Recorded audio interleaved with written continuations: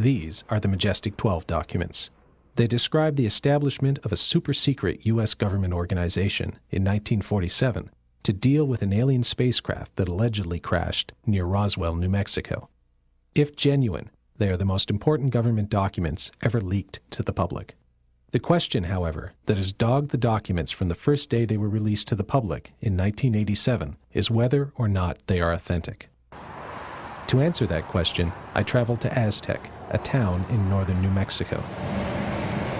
Like most small towns, Aztec has a main street, but that's not what it's famous for. In 1948, a flying saucer allegedly crashed just outside of town, and with the story of a crashed flying saucer has come the pop culture trappings of modern ufology, a museum, and a UFO symposium. Like any conference, a UFO symposium is a beehive of volunteer activity. They're also a lot of fun. But at their core, they're serious business. Because at a UFO symposium, at least at the good ones like Aztecs, you'll find these guys, ufologists. In 2003, some of the best in the business were featured at the Aztec Symposium. These are serious guys, historians, scientists, authors, internet whiz kids, all of them dedicated to discovering the truth behind the UFO phenomenon. If this were a trial, they would be the expert witnesses. With every controversy, you need a yin and a yang. With Majestic 12, the yin is Carl Flock. He doesn't deny that some UFOs are probably alien spacecraft. He just doesn't believe there is any evidence that they were recovered by the government. Needless to say, he doesn't buy the Majestic 12 story. And there's a fly down there. The yang is Stan Friedman, a nuclear physicist. Stan has been on the UFO beat for over 3 decades. He is the original civilian investigator of the Roswell incident and the biggest advocate of the authenticity of the original Majestic 12 documents. I don't know how to do that. Finally, there's these guys, the alleged members of Majestic 12. There's no question that they were an all-star group, top military leaders, scientists, and civil servants. They were among the best and the brightest that America had to offer in 1947. But were they members of this top-secret organization known as Majestic 12? Were they at the center of a government cover-up of extraterrestrial life? The skeptics say no, because, well, that's what Carl Flock is here for, so I'll let him handle the yin from here on in. The first big problem with them is that there's no provenance. We don't know where they came from. We don't know, none of the original documents are in hand, so there's no way you can test the paper, you cannot, you can't really look at the inks, there's none of the stuff that you would normally do with a questioned document. You can't do it. In the United States, at least at the time we got the memo, it was not against the law to have classified material that you were not entitled to. It was against the law if you were entitled to see classified material, if you had an appropriate clearance and need to know, to photograph it. Certainly against the law to distribute it to somebody without a clearance. So the guy at risk is the guy who took the pictures, not the guy who receives them. Secrecy protocols within the military in particular are extreme. Penalties are extreme. You sign away your constitutional rights in many cases when you are exposed to very, very sensitive classified information. And in many cases, this is binding for life. So it's not that easy to go talking about what you've experienced. We still don't know who Deep Throat was. Does that mean that whatever information he provided is worthless because we don't know who he was? He's the guy who was at risk, remember. And that's what we have to consider here, too. Provenance would be nice. You make do, you look at the documents for what they are and what they say, not with any preconceived notion, well, I don't know who put this out there, so it must be phony. That's nonsense. That's not reasoning. If you feel your life or liberty is in danger by releasing these documents, of course you're going to want to remain anonymous. It's an unfortunate situation that we can't verify all of these things. But guess what? That is life. That's life within the field of UFOs. And the reason is because this is a problem pertaining to national security. In other words, this is not just a normal scientific topic on, as people like to say, a level playing field. There is no level playing field here. This is like a huge jigsaw puzzle. More than half the pieces have been taken out intentionally, fake pieces put in sometimes. And it's very difficult. It's very difficult to wend your way through this. The NSA said that 23 of the documents that came from other agencies were from the CIA, which somehow the CIA hadn't found when it did its court-ordered search. So I filed for those 23 documents. After 2 years, I got 9. These were, as John described to you this morning, press abstracts of Eastern European newspaper articles about flying saucers, which the Russians had the day they were published. Their own 14 documents they withheld. I appealed. 3 years after that, I got 4. You'll see what they look like. There's a CIA UFO document. Boy, they're not keeping any secrets. But it's all released, Stan. There's no cover-up, I was told by people in the UFO field. It's 99% sources and methods, they say, and 1% UFO, except it's filed under UFOs. Does this make any sense? Not to me, it doesn't. Many times when people have requested documents through Freedom of Information Act, they have asked that, don't put any sources or methods, and we don't want to know. We just want to know the details of the UFO sightings, since if there's nothing to them, and the subject officially doesn't exist, what's the problem with releasing this information?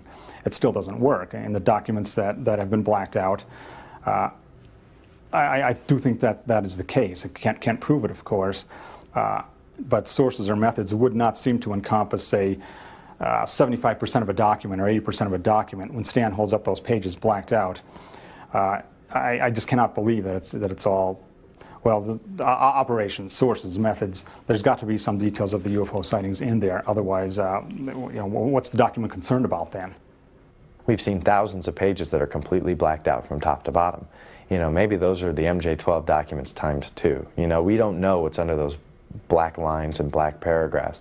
That maybe underneath that it tells a story that is so bizarre and so out there, pardon the pun, but when you look at that maybe those are MJ-12 type documents, that they talk about the UFO phenomenon being real, being the extraterrestrial life is visiting us.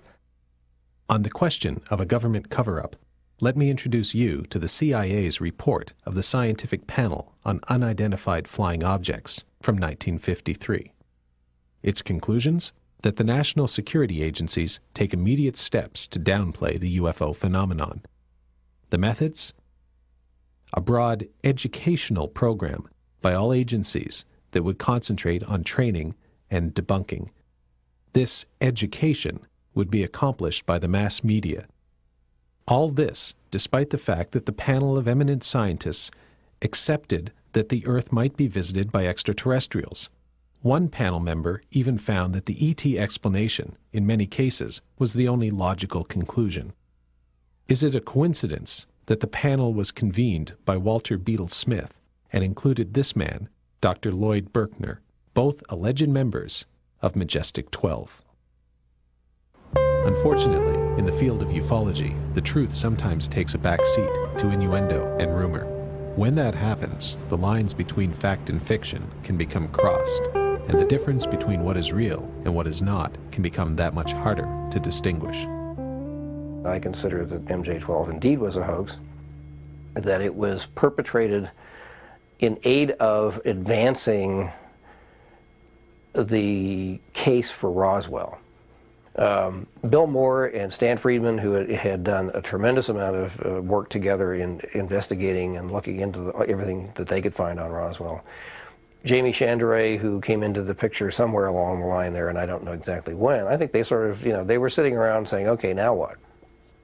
And there have been extant in ufology for a long time rumors to the effect that Bill Moore had suggested that it might be a good idea to fake some exotic documents that seemed to confirm Roswell, with the idea that this might smoke somebody out, either to deny them or to produce real documents or whatever.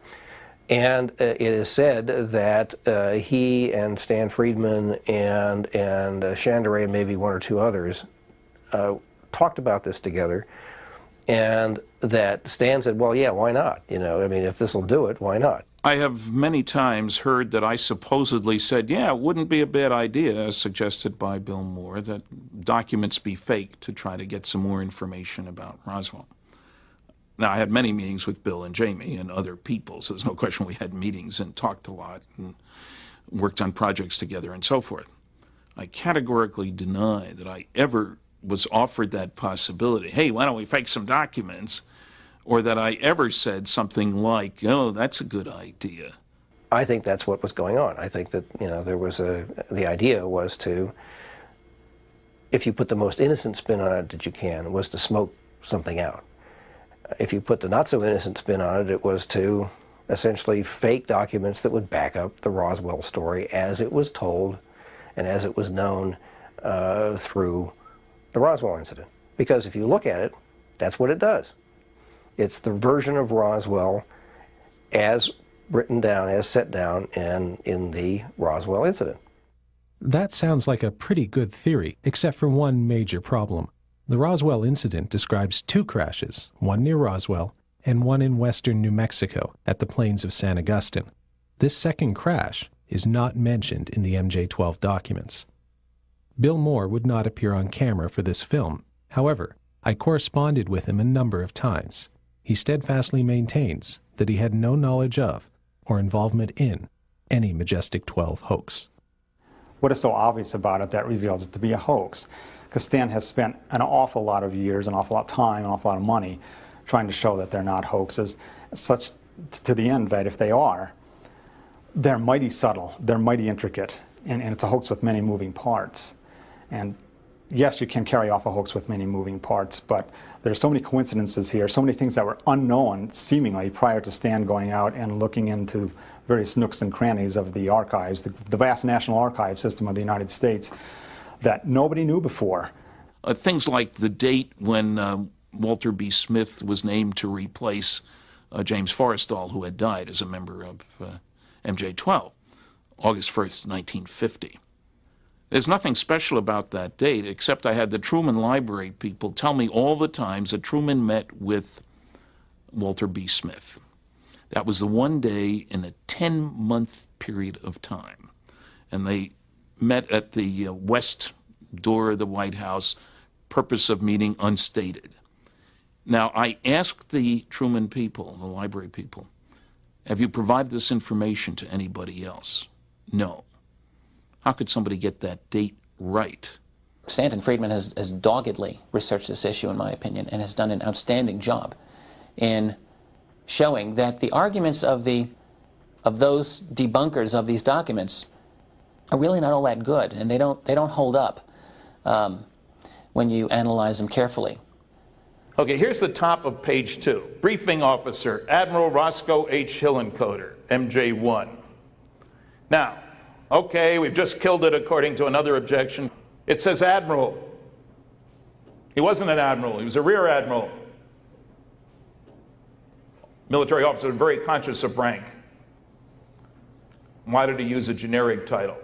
A lot of people don't understand that you use the term general in common usage in the military to mean brigadier general, major general, lieutenant general, 4-star general. You use the word admiral to be vice, rear, and full admiral. Colonel to be colonel and lieutenant colonel.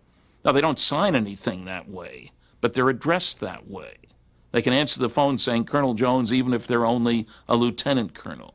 There's a casual use of rank for various officers that are listed in there. They refer to a general instead of a lieutenant general. They refer to an admiral instead of calling him a rear admiral, which he was at the time, and so on. And the group of 12 was a mix of military and civilian personnel. Okay, they're all put in a single list. There's no particular protocol listing, and in other words, with the highest ranking people first and then going down the line. And to me, that's suspicious. A bigger problem, to my mind, is that the civilians and the military are all listed together in a single list. In documents like this that I have worked with, that I have created myself, and in fact in which I have been listed, you list the civilians in one column and the military people in the other column, and you rank them in protocol order with the highest ranking people first. So you separate them out into two separate groups. And these kind of protocol questions are not trivial to people in government or particularly in the military. His point here is totally wrong. The coup de grace came when I visited the Eisenhower Library recently and managed to get a number of memos written by Brigadier General Andrew J. Goodpaster, Ike's staff secretary. These are memos about conferences held with Ike and other people, the head of the CIA, the Secretary of State, mixed bag, mixed civilian and military. At the top, he lists all the attendees, the civilians, and they're mixed in together. They're not all civilian and then all military. It's just some kind of random order, if you will, including General Goodpaster for himself. And General this, who was only a 2-star general and 3-star general. When I was at the Eisenhower Library, I was able to find out the ranks of all these guys. They've got some really good information there. He signs it Brigadier General Goodpaster. He calls himself a general, not brigadier general, in the listing.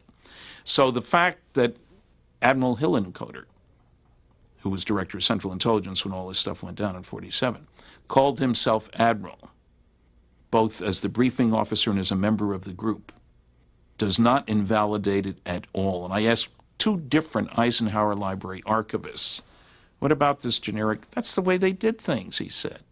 There's nothing strange about that. That's the way it was. Circumstantial evidence is important in determining the authenticity of the MJ-12 documents. That's not enough for the skeptics, however, who won't believe in flying saucers until one actually lands on the White House lawn. What they want are actual documents from actual archives that reference Majestic 12. And even if you find those documents, that might not be enough. There is one document, however, which we were able to get our hot little hands on, an original, essentially original carbon copy of the so-called Cutler-Twining document. It does mention MJ-12/SSP, which we assume stands for a Special Study Group. And that's a document that we can hold on to that says MJ-12. Okay, the Cutler-Twining memo is of the original MJ-12 documents, is the only really original document. This one was found by, oddly enough, Bill Moore and Jamie Chandray at the U.S. National Archives when they were there going through a set of recently declassified Air Force documents. The reason they went to Washington is that I had been in touch when I made a visit to attend a technical seminar on food irradiation. Gave a paper in Washington in like March. And I checked in with the National Archives, which I always do, and Ed Reese told me, the archivist that we'd been dealing with for years, that they were working on classification review of an Air Force headquarters file, entry 267, headquarters intelligence stuff. Wow. Several times in the next few months, Bill and Jamie got strange postcards that seemed to point toward going to Washington, D.C. The return address was Post Office Box 189, Addis Ababa, Ethiopia, and it was mailed from New Zealand, none of which made any sense. So Bill and Jamie went off to Washington. They found another document, a memo from Bobby Cutler, Robert Cutler, to General Nathan Twining, one of the members of MJ-12. Only after they found the Cutler-Twining memo and asked Ed Reese to copy it, make a Xerox copy of it, that they realized it was box 189, which had been mentioned on these postcards. That's the box it was in. It was like somebody was trying to give them a clue. And I should point out that that box was first handled 2 weeks after the death of the last member of MJ-12. Hardly a coincidence. He'd been the last surviving member for 2 years, Dr. Hunsaker. His obituary was in the New York Times on September the 12th, died on September 10th, 1984. The box was first handled 2 weeks later, and it sounds like the motion was in progress, in other words. I couldn't get the archives. They said they couldn't tell me. I asked the names of the people who handled that box. They gave me an accounting. It was first handled on this date, then handled again before it was served to the public, and Bill and Jamie were the public the following July. They would never tell me the names of the people. I asked specifically, and they said they couldn't do that. Without putting myself in the position of being indicted by a federal prosecutor, I can tell you that I know that it's possible to take things in that you're not supposed to take in and take them back out again without anyone ever being aware of it. It may be different today in the current atmosphere, but back when, I actually conducted an experiment. I took something in with me, and it was never picked up on. There's false logic here. That it could have been done means it was done. They spent an awful lot of time. Why would they have to go to Washington to come up with the document? Get it in the mail just as the roll of film came in the mail. If they faked it, why would they use a strange security marking, top secret, restricted? You go with the normal, which would have been just plain top secret. They could have rubber stamped it top and bottom, make it look official. So they've got somebody who's very bright and very stupid. Which is it? For that to happen, you know, with the MJ-12, the Eisenhower briefing document coming out in 1984, and people saying, oh, it probably had been faked within a year or so of when it was made public, and presumably this Cutler-Twining document would have also been faked within a year or two of its discovery. I would say no. I would say that this had to be an old document, 30, 40, maybe 50 years old. Well, not in 1980. 30 years old, probably in 1984 or 5 or whatever. It would take that long for this outer edge to get yellowed. The creases that had been made in this were perfectly flat, again indicating there was a lot of pressure on it for a long time. And as others have pointed out, it was a onion skin paper with a watermark that was made at that was being used by the government at the time that this document would have been made. So I think that provides rather credible evidence that the MJ-12 thing, group, whatever, is real. You could say they faked it all. That's easy to say. Well, it's all a fraud. That avoids having to do the work to establish it and avoids dealing with the critiques of the critiques. Oh, it's obviously a fraud. Why is it a fraud? Well, nobody used that top secret restricted. That's crazy. Restricted is the lowest rating. Top secret is the highest. Who would combine those two? That's ridiculous. It turns out the easy way out is that the General Accounting Office, when they were doing their study for Representative Schiff from New Mexico here, they were looking all over the country at all kinds of document archives for documents about Roswell. And one of their entries in a 400-page book about all the things they did was that we were looking through these files up through top secret on December 7th, 1994, and we didn't find anything about Roswell. However, we did notice several instances of the use of top secret restricted, even though we had been told, Majestic 12 in parentheses, that it was not in use at the time. If the GAO says so, it's good enough for me.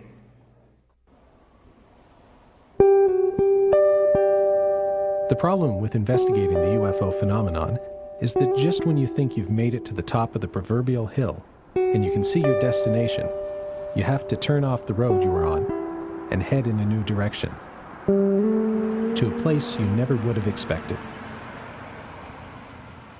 In the case of Majestic 12, that place was the strange and secret world of Dr. Donald Howard Menzel. One of the reasons they held off in announcing the fact that they had these documents was they were trying to track down every person who was listed in that list, and tracking down and justifying the presence of Menzel on there was difficult, at the least. Now, Menzel was the leading skeptic of flying saucers back in the 50s and 60s. And vehemently skeptical in a way that I've never been able to understand. I mean, absolutely irrationally skeptical. That gave us pause. How could Menzel be a part of this group? Obviously, this is a joke. Some wise guy put this thing together and is waiting for us to say, hey, look at what we got, and then say, gotcha, I did it. So we were very cautious. And so I checked around and found that there were a lot of Menzel papers, but certainly nothing indicating he was on the government side of the fence on flying saucers. Then I inquired at Harvard, and Harvard Archives had a whole bunch of Menzel papers. Well, I'd like to come see them. Well, you'll need permission, written permission, from 3 different people to see the papers. Turns out Donald H. Menzel, UFO skeptic, had the longest continuous association with the National Security Agency and its Navy predecessor of anybody in the country. He said to Jack Kennedy, president, before he was president actually, "When we are properly cleared to each other, I can tell you more," he said. He had a top secret ultra clearance with the CIA. He was a cryptographer, taught cryptography, code breaking and making before the war. That he had continued after the war as head of the Naval Reserve Unit, Communications Unit number 1 in Cambridge, which is where Harvard is. And he did classified work for about 30 different companies. I went away from there convinced that, hey, maybe this document might be true, because Menzel passed muster, much to my total surprise. I think the Donald Menzel aspect of the whole Majestic 12 controversy is probably one of the most eye-opening, that you had this guy who was the arch debunker of his time, writing anti-UFO books with down-to-earth explanations, and then you find that he led this double life where he had high-level links with the intelligence community, did consulting and contract work for them, and had done so for decades. And regardless of whether or not he really was connected to some sort of Majestic 12 group, he was very well able to hide this double life that he had. I discovered that Dr. Menzel had a close connection with Vannevar Bush dating back to 1934. Now, Bush had been at MIT. During World War II, he was sort of the science czar. And I had discovered in Bush's papers at the Library of Congress Manuscript Division a letter, a mysterious letter to me. It was from a law firm to Dr. Bush, thanking him for all his efforts with regard to the loyalty trial of Donald Menzel. And that fortunately Menzel had been totally cleared. We really appreciate all the efforts you made. It was 1950. And it turned out Bush, who didn't have to testify in favor of anybody, he spoke extremely well of Menzel's efforts during the war. And it was clear he knew what they were. It was all together kind of a big thing to see Menzel connected with Bush, who had clearances for everything and, was right top dog in all the classified projects. If it was shown upon Stan's investigations that Menzel was simply that a debunker, then that would have actually have suggested that his involvement in Majestic 12 was bogus, and by implication the documents were bogus. But because of the fact that Stan was able to show that Menzel did lead this double life and was heavily connected with US intelligence, that to me is a pointer that whoever put the Majestic 12 documents together was aware of the fact that Menzel would pass muster upon investigation. Stan Friedman spent a lot of time looking into Menzel's career, and he discovered that Menzel had he actually had a quote secret life. He was, he was a Naval Reserve officer. He was a cryptographer, cryptanalyst, and so forth for the National Security Agency, and a variety of other things. This was not such a big secret as I think Stan seemed to think it was. I mean, if you knew anything about Menzel, you would have some general inkling that he was doing these kinds of things. He was involved in them, but even before MJ-12. The question of whether anybody knew about Donald Menzel's high security background is an interesting one. You won't find it anywhere. There were people writing about Menzel and his lousy explanations for UFO sightings, but nobody pointing out his very tight connection with the intelligence community. Now, Carl, because he was a member of the intelligence community and happened to be at the right place at the right time, was aware that Menzel was doing stuff for them.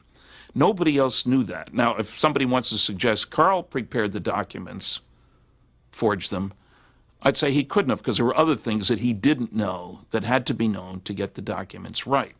But nobody else, any of the favored choices, Bill Moore or whatever, knew this stuff about Menzel. Remember, you couldn't walk in off the street and get this. You had to get written permission from people to see those papers. It's easy to dismiss and broad brush these documents and say, oh, obvious hoax, who would ever put Menzel on? Well, it turns out that Menzel's presence there on that list maybe did really serve a purpose. And Stan has gone to great lengths to say why that is the case and has shown why it is the case. It wasn't until Stan had done this investigation of Menzel himself and found out that Menzel was living sort of like a double life that it was possible to justify the idea that, well, yeah, Menzel might be on the list after all if he's trying to do cryptanalysis of the writings and being a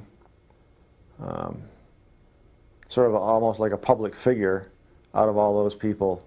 A public figure was associated with a major university, and his word would carry some authority in it. So if he says it's all bunk, then the general public would tend to believe it.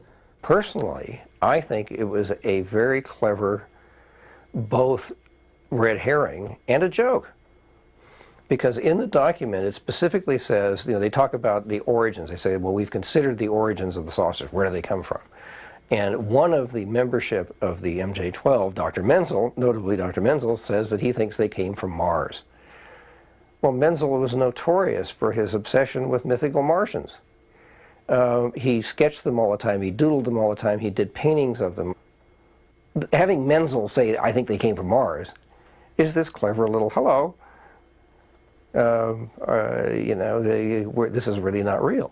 It would appear that Carl Flock hasn't read the MJ-12 document. It is very clear in there that it is said that while others thought they might be from Mars, some of the scientists, most notably Dr. Menzel, said it was from outside our solar system, the source.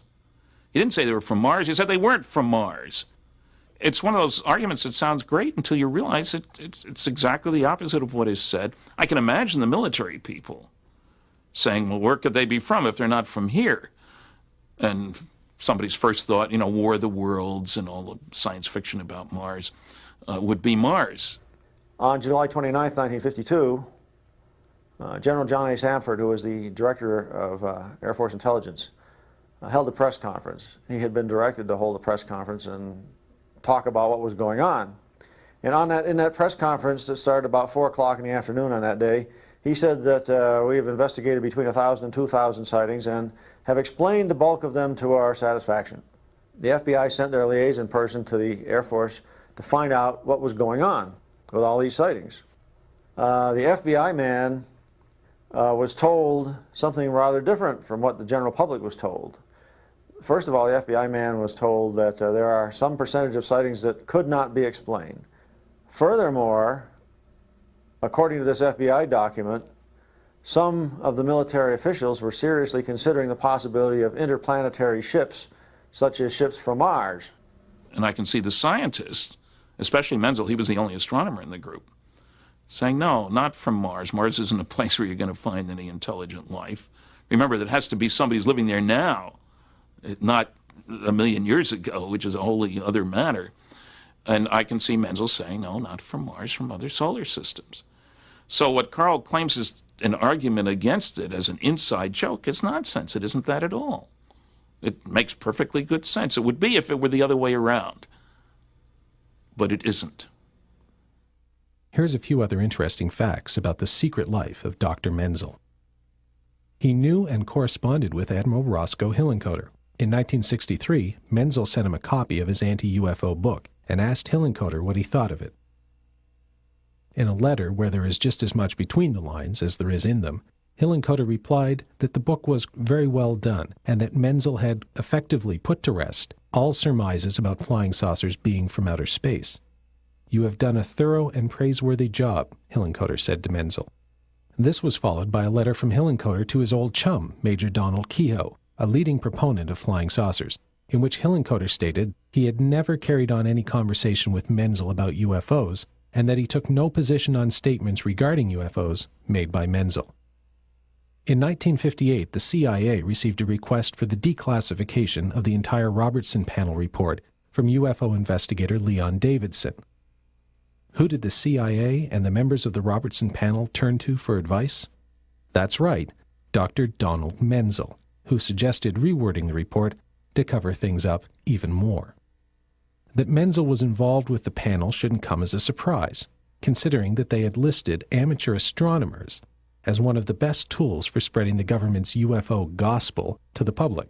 Menzel, as one of the nation's leading astronomers, would have been a natural choice to head this effort. Finally, there's the whole Martian thing. Here is a letter to then-Senator John Kennedy, in which Menzel talks about working on the Mars probe and urges Kennedy to support the project. It seems Mars meant more to him than just little doodles in a notebook. The path to enlightenment in the world of UFOs can take you to some pretty strange places. So it was that I ended up one day at an abandoned radar base in El Vado, northern New Mexico, with UFO researcher Scott Ramsey. where I would discover the relationship between truth and fiction and the UFO phenomenon for myself. It's a proven fact, a verifiable fact from the documents that have been declassified, that the FBI and the Air Force had a meeting in October 1988 to discuss the documents. The Air Force assured the FBI that the documents were completely bogus, and this was in a meeting that no notes were taken in the meeting between the Air Force and the FBI. It was just a verbal arrangement. Nick Redford sent me a copy of a letter he got from Air Force Colonel Weaver. He's the man who wrote the Air Force's Roswell report, the big fat Roswell report, fact versus fiction in the New Mexico desert. The Air Force supplied the fiction, unfortunately. Monster. Okay, he sent me a copy of that letter in which Colonel Weaver goes on and on about everybody knows these documents are bogus. And he sent him along a copy with the word handwritten bogus in big letters on each page. So I filed a Freedom of Information Act request with that office saying I'd like copies of all memos, letters, all this sort of thing. There's a whole list of things you have to say if you want to cover everything. That led to that conclusion. Response to my request was, we have nothing in response to your request. So I was not too surprised when later on I was told the FBI has the MJ-12 documents on their website.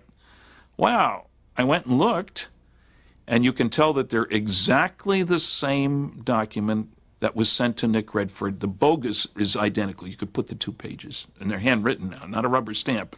So what is the basis for the FBI saying they're bogus? It's Colonel Weaver saying they're bogus. What's the basis for Colonel Weaver saying they're bogus? Nothing. He didn't say that's classified, which is what I expected, an evaluation.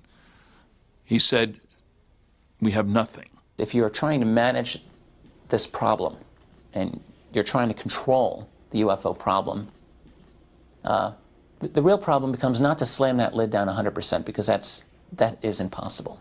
The real issue, it seems to me, is to neutralize or make useless information that does come out. Colonel Weaver seemed to have no qualms about lying in his Air Force Roswell report. He deliberately left out a qualifying clause in an FBI memo, which subsequent communication had not borne out the belief, this is basically it, that this was a balloon that was found. He left that part out to turn the meaning around 180, leaving the FBI says it was a balloon. Well, if you read the memo, which he doesn't provide, it doesn't say it was a balloon. It says just the opposite. They found out it wasn't a balloon. This is disinformation.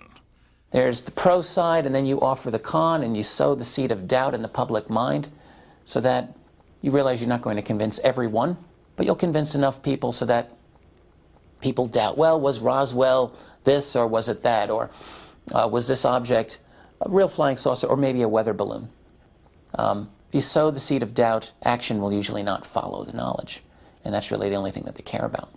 I think when people talk about the government knowing things or the intelligence community, there's this image is formed in people's minds that the minute you walk into the US Air Force or the NSA or the CIA, that you're simply told this dark and deep secret about crashed UFOs, which I certainly don't think is the case. I think for the most part, employees of the CIA, the NSA, the Air Force, the British government are no more in the know about this subject than anybody on the outside.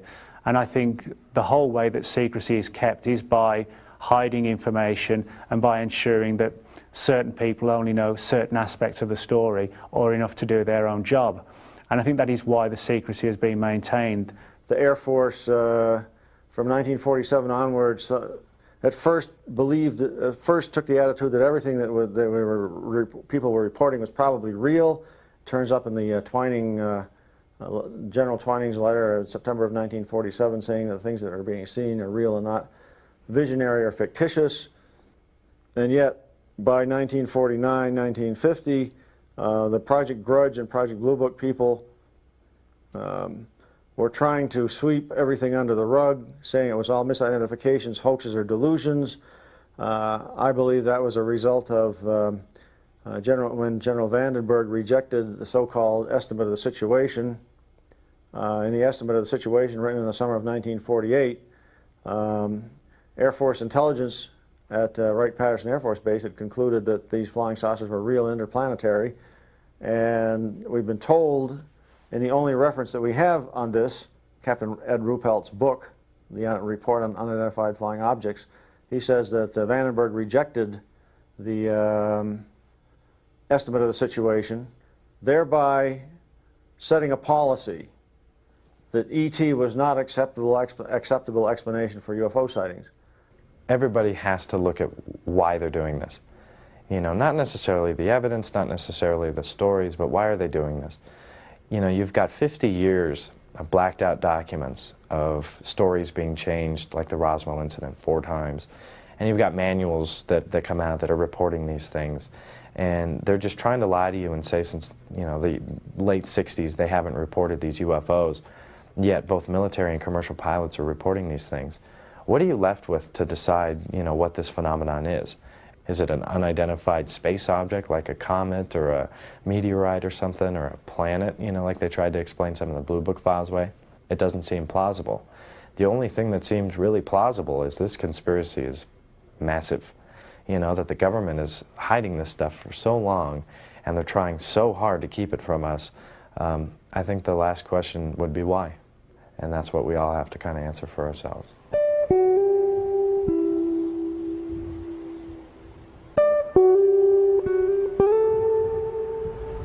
Up here where the old radar pads were. Oh, over there, right. Oh, let's get out and take a look around. You bet.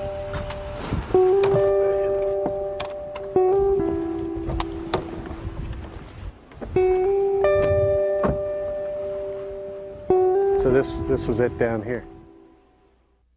It's 1947, 1948, and you happen to be the President of the United States. Let's say that you learned something important about UFO problem. Let's even go a step further and say, like some people claim, that you got access to some sort of hardware that didn't belong to you.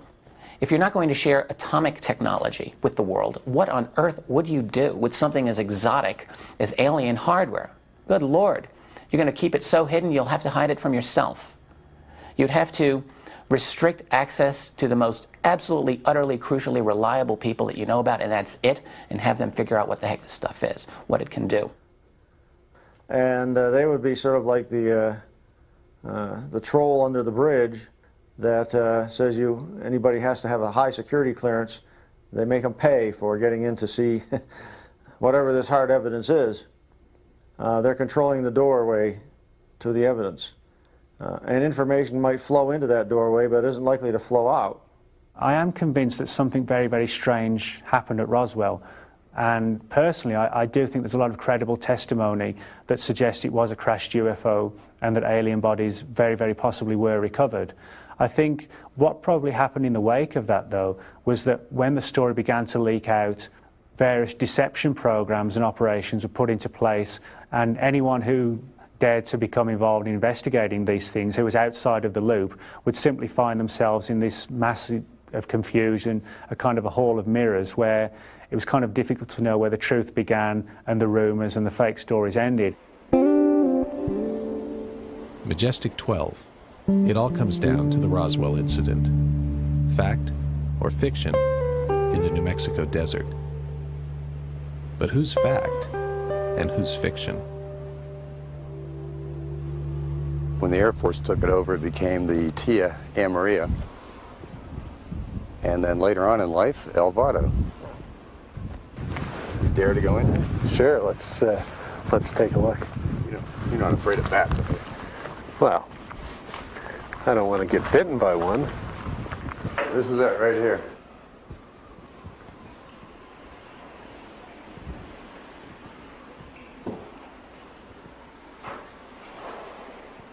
Probably won't want to go back in there. Probably not. I guarantee you. And so people speculate that the radar here was powerful enough to interfere somehow with an alien spacecraft. That's a theory. It might have brought it down. Mm-hmm. And they would have had similar radar stations, I assume, down by Roswell. They had one in Corona, and if you read the historical reports we were going through last night, they also had one down at Walker, which was Roswell. Right, right. Coincidence? Yeah, maybe, huh? Where to next? Well, let's go up and take a look at where the radar was actually put in place. Oh, okay. There's a couple different sites up there. Okay. Then we'll head to the Officers Club. There you go. I'm hungry. I'll buy you a drink. None of this proves Roswell happened, of course, or that the Majestic 12 documents are genuine. What it does show, however, is that you shouldn't always believe the skeptics, who for years, until Scott proved them wrong, maintained that the El Vado base did not exist at the time of the Roswell incident. A hall of mirrors, indeed. I think this is the real project. The manpower makes sense. The documents seem to stand up to very strong scrutiny when you start digging into what's at the archives and looking at other documents and looking at the people and all the rest of that. And so I consider these the most important documents, classified government documents, ever leaked to the public. They say that we're not alone in the universe. They say we're not the big shots in the universe. They say the government has known this since 1947, has had an operating group looking after things since that time. Still not convinced that, in the words of Buffalo Springfield, there's something happening here? Well, consider a memo written by this man, Canadian government engineer Wilbert Smith, who in 1950 met with Dr. Robert Sarbacher, a distinguished American scientist working with the U.S. Department of Defense Research and Development Board. The subject of their conversation? Flying saucers. The memo, the substance of which was confirmed decades later by Sarbacher, stated that flying saucers exist, that they are classified higher than the H-bomb, and that a concentrated effort was being made by a small group, headed by Dr. Vannevar Bush, to determine their modus operandi. Was that group Majestic 12? In my opinion, on the balance of probabilities, if not quite beyond a reasonable doubt, the answer is yes. Now, I don't expect you to take my word for it. Do your own research. And ask yourself the question, do you believe in magic?